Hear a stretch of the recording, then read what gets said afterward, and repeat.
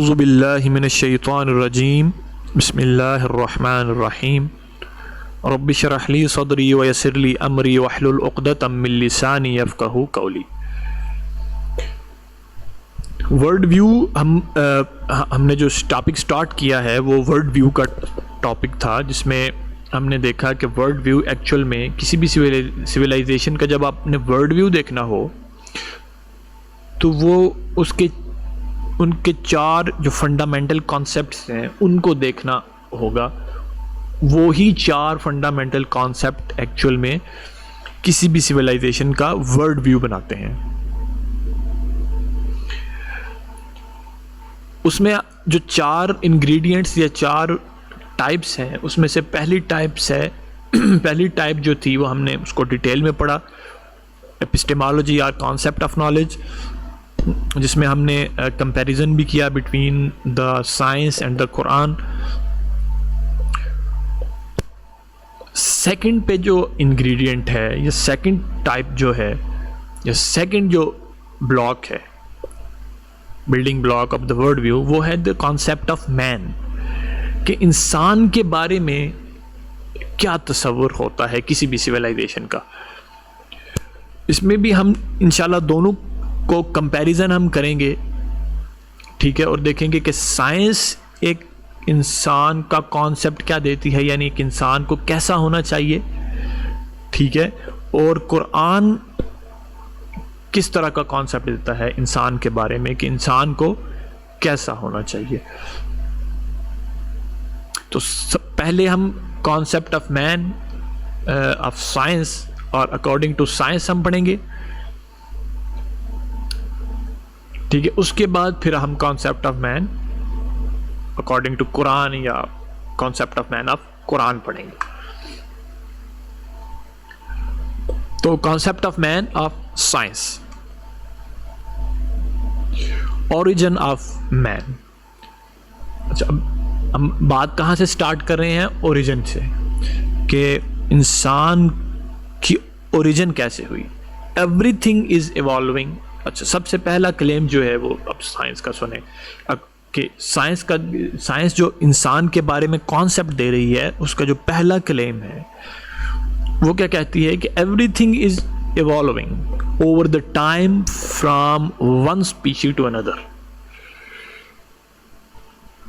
कि जो हर चीज है वो ओवर द टाइम, जो टाइम गुजरता जाता है वो इवॉल्व कर रही है, यानी इज नॉट अ स्टेबल, बल्कि इवॉल्व कर रही है from one species to another, एक स्पीशी से दूसरे स्पीशी में।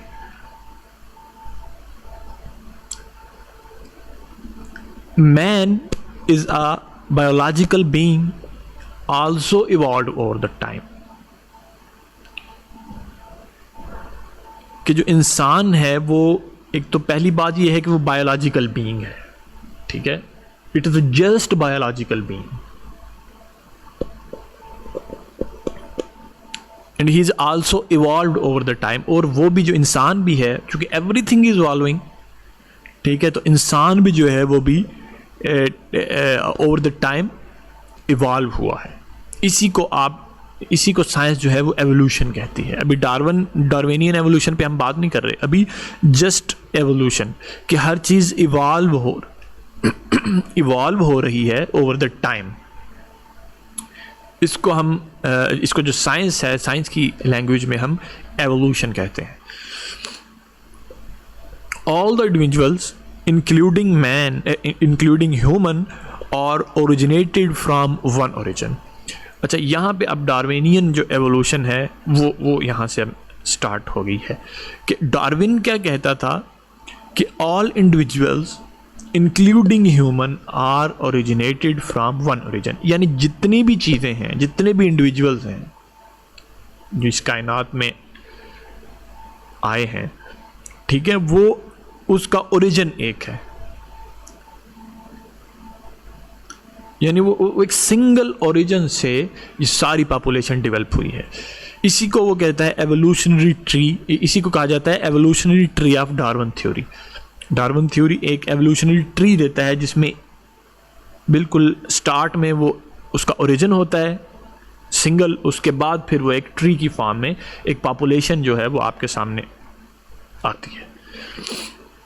This evolution is based on the mechanism of natural selection through some random consecutive coincidence. जो डार्विनियन एवोल्यूशन का जो मैकेनिज्म है वो है natural selection through some random consecutive coincidence. यानी एवोल्यूशन बेस करती है किस मैकेनिज्म पे बेस करती है, तो नेचुरल सिलेक्शन के मैकेनिज्म पे, through some random consecutive coincidence. Natural selection ये है क्या, which explains how individual evolves in such a way that they become adapted or better suited to their natural environments over the time. Mechanism of Darwin evolution. Darwin कहता है कि ये जो evolution है ये कैसे हो रही है, ये थ्रू नेचुरल सिलेक्शन हो रही है कि नेचर जिस चीज़ को सेलेक्ट कर ले through some random consecutive coincidence. ठीक है, ये किसी मतलब ये कोई ऐसा नहीं है कि कोई एक डिज़ाइन किया गया है पहले कि ये नेचर ऐसे ही वर्क करेगी, ऐसा नहीं है, बल्कि नेचर जो है, नेचुरल सिलेक्शन जो है वो थ्रू एक रैंडम प्रोसेस है. यानी इंसान, मैं या आप, ठीक है, अगर आज हम इस शेप में आए हैं तो ये हम थ्रू एक रैंडम कॉन्सेक्टिव कोइंसिडेंस, ये हमारा कोई पीछे किसी चीज़ का या कोई प्लान्ड नहीं है कि हमें बनाना है. ठीक है, किसी भी, यानी अगर वो अकॉर्डिंग टू साइंस हम चलें तो जो फोर्सेस हैं वो कोई प्लान करके नहीं चलें कि जी हमने इंसान बनाना है और इस तरह से हम एवोल्यूशन करते जाएं ताकि इंसान बन जाए, इस तरह नहीं है. इसीलिए रिचर्ड डॉकिंस जो है उसने भी इसको लिखा कि जो फोर्सेस हैं ये एक्चुअल में अंधी फोर्सेस हैं, ये ब्लाइंड फोर्सेस हैं, ब्लाइंड नेचुरल फोर्सेस. इनको नहीं पता कि क्या करना है, ये थ्रू बस ये रैंडम एक काम होता है, जो नेचर सेलेक्ट कर ले वो चीज़ या वो प्रोडक्ट या वो चीज़ नेचर में आ जाती है. ठीक है, तो ये इंसान जो है, इंसान का होना ये कोई डिज़ाइंड पर्पस से नहीं है, यानी कोई डिज़ाइंड नहीं है, बल्कि थ्रू रैंडम कोइंसिडेंस है, थ्रू अ नेचुरल सिलेक्शन. अच्छा, ये नेचुरल सिलेक्शन में होता क्या है कि ये बताती है कि हाउ इंडिविजुअल इवॉल्व्स, कैसे जो इंडिविजुअल है वो इवॉल्व हुआ है.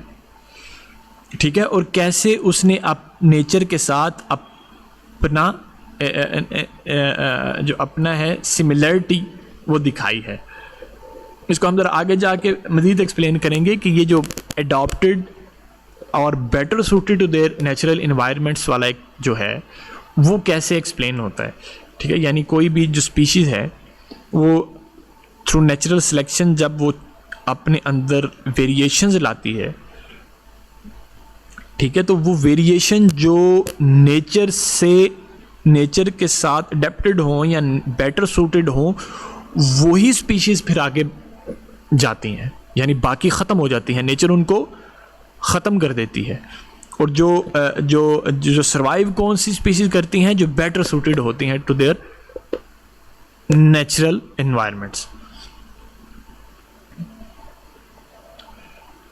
With in a population there is a natural variation. ये जो वेरिएशंस की मैं बात कर रहा हूँ ना, कि within the population there is a natural variation, some individuals had more favourable variations than other. ये कुछ वेरिएशंस होती हैं through the over the time. Variations होंगी तो एवोल्यूशन होगा ना. यही वेरिएशंस जो है, ये अगर फेवरेबल वेरिएशंस हों तो वो इंडिविजुअल सर्वाइव कर जाता है. ठीक है, यानी मैं आपको एक एग्जांपल देता हूँ. एक जगह पे ब्लैक कलर के कॉकरोच हैं.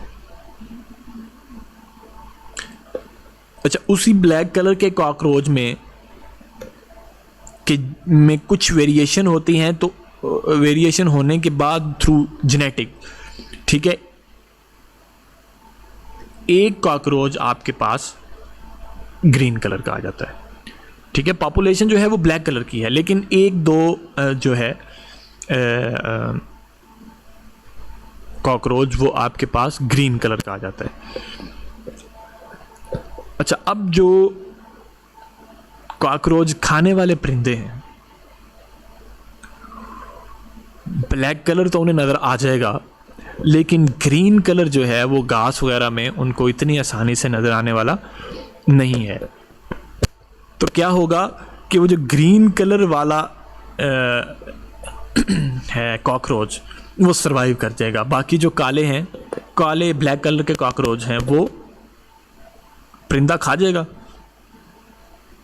अच्छा, इससे नेक्स्ट जनरेशन में क्या होगा कि वो चूंकि काला बच गया है, अब वो अपने जैसे फिर प्रोड्यूस करेगा, ठीक है। अब अगली जनरेशन में 1 से 5 हो गए ग्रीन कलर के, ठीक है, लेकिन अभी भी मेजॉरिटी ब्लैक कलर की है। तो अब भी वही होगा कि जो नेचर है, ठीक है, वो ब्लैक कलर को रिमूव कर देगी, और जो ग्रीन कलर के कॉकरोच हैं, क्योंकि वो जो कि better suited to their environment है, ठीक है, और इसलिए वो सरवाइव कर जाएंगे।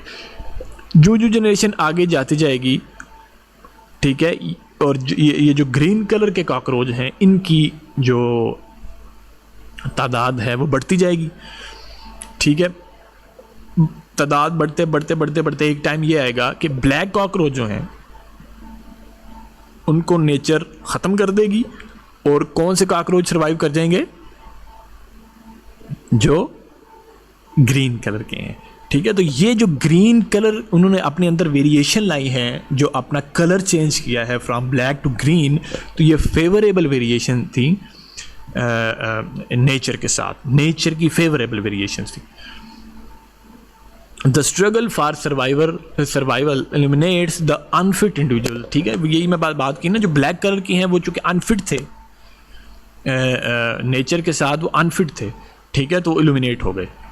The fit individuals having favourable variation survive and produce, तो जो फिट इंडिविजुअल्स थे, ठीक है, जो ग्रीन कलर के थे, जो नेचर के साथ मुताबिकत रखते थे, ठीक है, ये फेवर नेचर ने उनकी फेवर की, जिन वेरिएशंस की, वो फिर सरवाइव कर गए, और उन्हें फिर आगे अपने जैसे जो प्रोजनी है उसे प्रोड्यूस किया।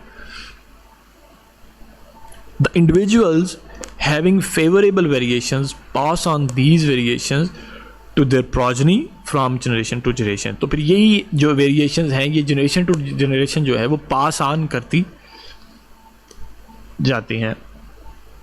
These variations when accumulated over a long period of time lead to origin of new species, तो यही जब एक जो वेरिएशंस हैं ये एक accumulate हो गई, जमा हो गई over the long period of time, ठीक है, तो इससे क्या हुआ, एक नया ओरिजिन, नया स्पीशीज जो है वो बना गया, ठीक है। फिर आगे फिर इस स्पीशीज में कुछ चेंज आई, ठीक है, वो चेंज कलर की भी हो सकती है, वो किसी आपकी वो फिजिकल चेंज हो सकती है, वो, ठीक है, वो किसी भी तरह की चेंज हो सकती है, ठीक है, लेकिन वेरिएशन जो होगी वो वही वेरिएशन सरवाइव करेगी जो फेवरेबल वेरिएशन होगी, ठीक है। जो अनफेवरेबल होगी वो अनफिट इंडिविजुअल्स प्रोड्यूस करेगी, ठीक है, और अनफिट इंडिविजुअल्स को नेचर एलिमिनेट कर देगी। तो हमारा बताने का यहाँ पे सारा मकसद ये है कि जो कॉन्सेप्ट ऑफ मैन एक साइंस देती है, उसका जो ओरिजिन है, ठीक है, और अकॉर्डिंग टू द ओरिजिन जो कॉन्सेप्ट दे रही है ऑफ अ मैन, वो ये दे रही है कि इंसान जो है वो एक इवॉल्व्ड जनरेशन है, ठीक है, एक इवॉल्व्ड जनरेशन है जो बाय चांस प्रोड्यूस हुआ है, ठीक है, यानी इसके पीछे कोई आइडिया, कोई प्लान नहीं था कि इंसान को बनाना है, बल्कि बाय चांस वेरिएशन इस तरह आई कि इंसान बन गया।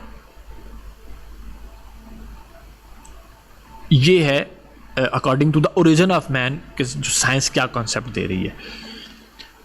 अच्छा, इफेक्ट ऑफ डार्विनिज्म। अब ये जो डार्विनिज्म है, इसके इफेक्ट क्या हुए हैं सोसाइटी पे? डार्विनिज्म ने जो कॉन्सेप्ट दिया, और आज डार्विनिज्म या डार्विन थ्योरी जो है, इसको फॉलो किया जाता है। ठीक है, हम इस पे बात नहीं कर रहे कि ये एक्चुअल में साइंटिफिक फैक्ट है या नहीं है, क्योंकि इसका फैक्ट होना या ना होना it is not my work and not my job. ठीक है, ये मेरा काम नहीं है कि मैं इसको जज करूं और देखूं, ये मेरी फील्ड नहीं है। ठीक है, मैं एक इस्लामियात का बंदा हूं, मैं लेबॉर्ट्री में जाके इसके fact it is a fact और नॉट, इसको जज नहीं कर सकता कि डार्विनिज्म जो है वो हकीकत भी है या एक सिर्फ थियोरी है या एक नज़रिया है। ठीक है, लेकिन इसको जो अडॉप्ट कर लिया गया है सोशली, उसके क्या क्या इफ़ेक्ट माशरे पे हुए हैं उसको मैं डिस्कस करूँगा यहाँ पे। ठीक है, तो दो इफ़ेक्ट जो हैं इसने बड़े जो क्लियर इफ़ेक्ट हैं या जो इन्फ्लुएंस माशरे पे के ऊपर अपना दिया है डार्विनिज्म ने, वो है ह्यूमन।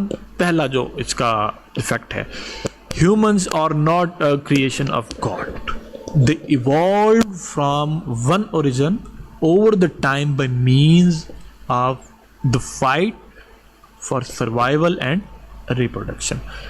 पहली बात यह है कि ये जो किसी खुदा की क्रिएशन नहीं है इंसान, बल्कि ये एक ओरिजिन, एक स्पीशी था।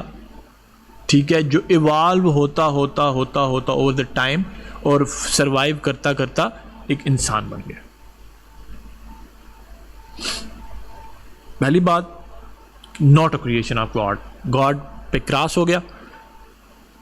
There is no purpose of life or absolute standard to determine good and evil, because the human, like all other animal, came into being by chance.